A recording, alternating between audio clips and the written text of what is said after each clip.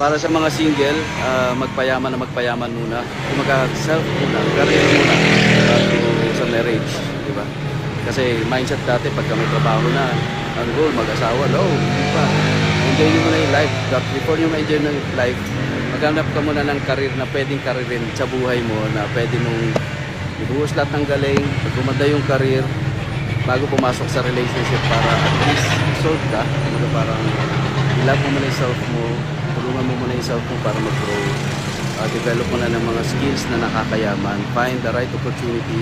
Tamang kaibigan din, mga tamang kaibigan din na masasamahan na magandang influence. When say magandang influence, may hila ka pataas, may inspire ka, mamomotivate ka, yung talagang magkakaroon ng inspiration na lalabas yung galing mo, lalabas yung potential mo. Yun din ang ginawa ko noon na marami na tayong friends na mga katulad dati. Okay naman, but kailangan yung mga kaibigan, mga ka-align ko rin na same kami.